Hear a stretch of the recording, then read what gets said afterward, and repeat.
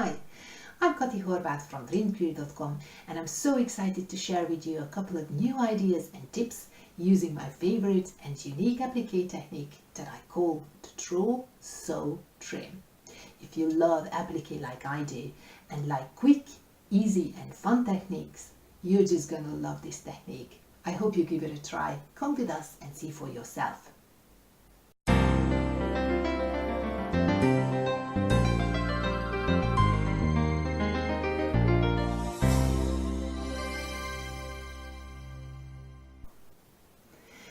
In the first video, I showed you how to mark your design through a dark or thick fabric. Now let's do the other side of the Celtic knot bag, where the Celtic knot is actually appliqued to the background. And for more challenge, let's use a delicate fabric. The first part of your process will be exactly the same as it was with the marking. So you will need to mark your design through to avoid interfacing. You find the middle and you just draw the design around. We will use a gold satin. So we will need a nice piece of gold satin that covers the whole thing. And we will applique it onto a background that is a faux leather. Now a good thing about draw, sew, trim is that you don't have to, but you can use fusible web if you like, if your fabrics allow.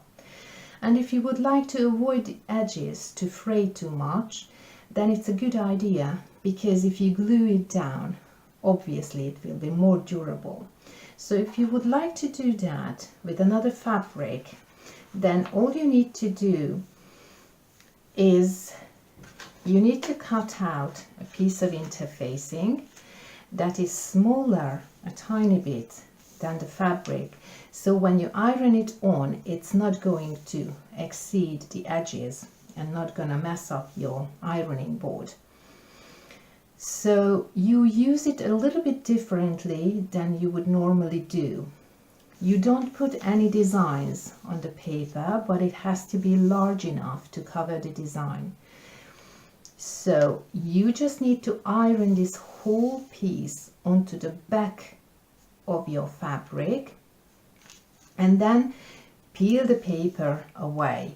So you will end up with a fabric, with a fused fabric that has glue on this side, and you will need to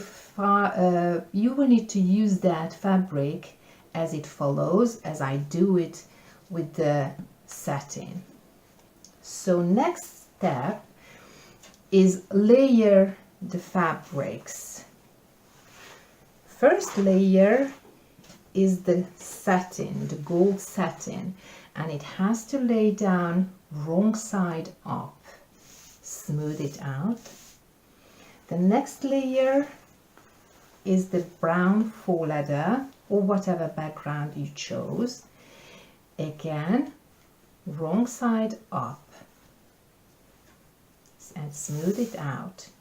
The third layer is your interfacing with the design up, and you can again find the middles with the creases. Now normally again I would pin that, but I don't want to leave holes in the fabric. And to show you again, that's the right side of the satin, that's the right side of the background fabric, and that's the writing or the design side of my interfacing. So again, because I don't want to pin it, I will use an embroidery hoop, and it will help me with two things. I don't need to use pins because it will hold all the layers together, and it will stretch it out so I can do my stitching very nicely and smoothly. Now obviously I won't be able to do it in one run, but I will have to move around to do the whole thing, but always start in the middle and go outwards. So let's just slide this underneath very carefully. And let's stretch this whole thing into the embroidery hoop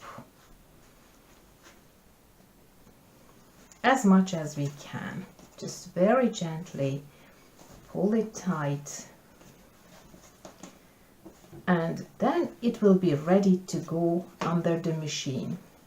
The next step, which is the sew part, will be completely the same as we did with the marking. So what I will do now, I will mark this design through all three layers of the fabrics with a straight stitch. And you remember what we said about the settings of your sewing machine? You can do it in free motion, or you can do it with a pressing foot.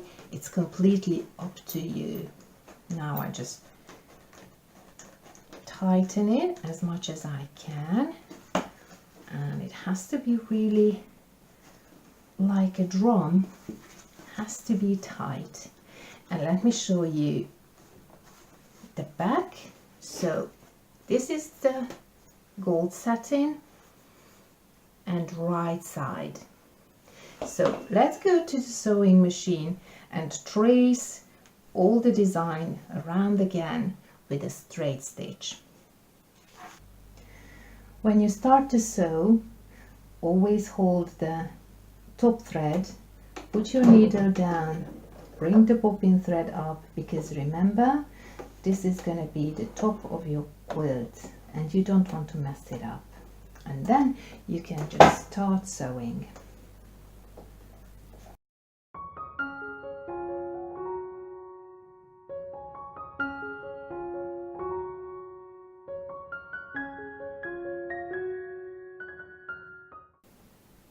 When you have done all the drawing and sewing, now it comes to the trimming.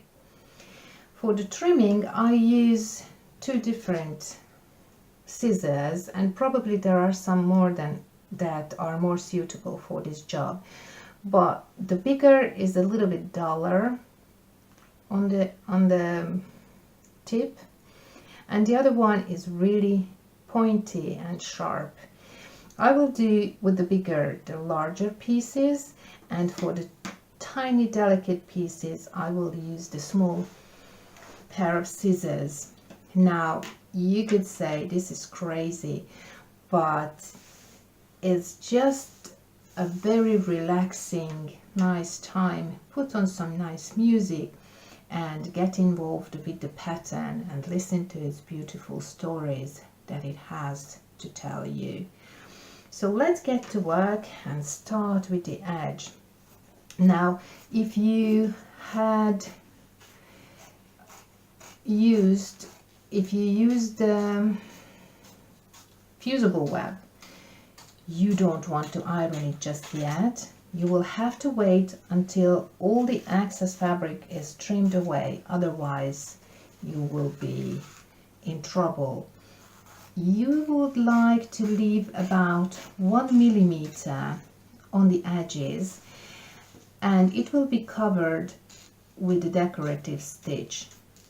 So it depends on how wide you would like to have your decorative stitches. I usually use 2.5 millimeter wide satin stitch or 3 millimeter.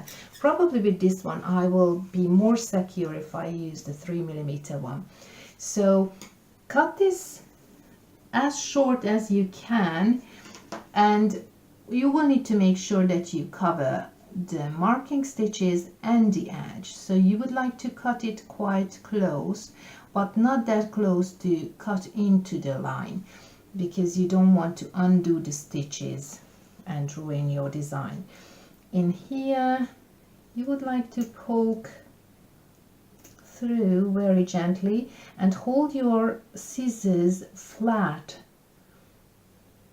Start in the middle and go towards the edges, and just try to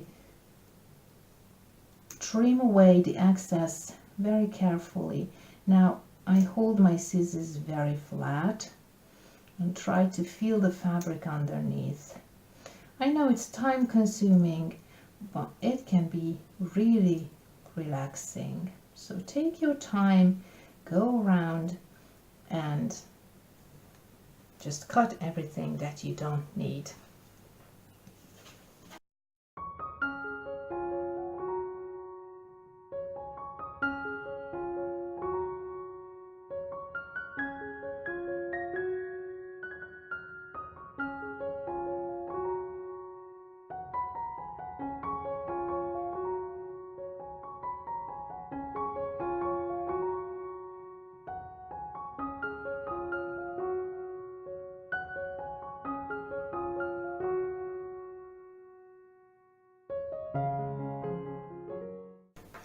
When it is all done, you can still go around and smooth out those edges by picking it up and just getting as close to the sewn line as you can.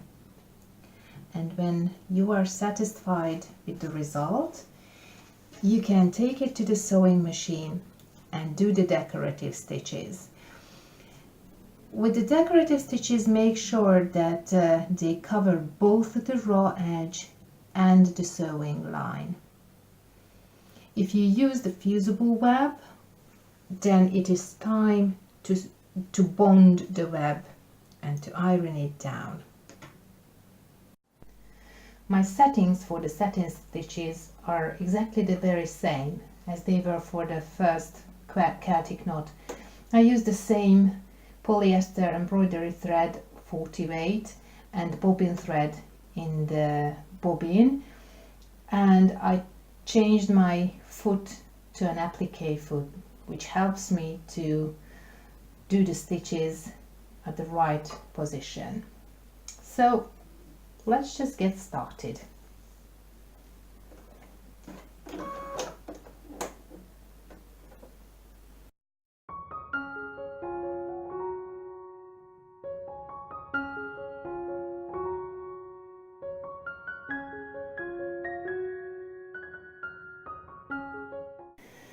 When the stitching is finished, your piece is ready to finish as a bag, a cushion, or it can be part of a larger quilt.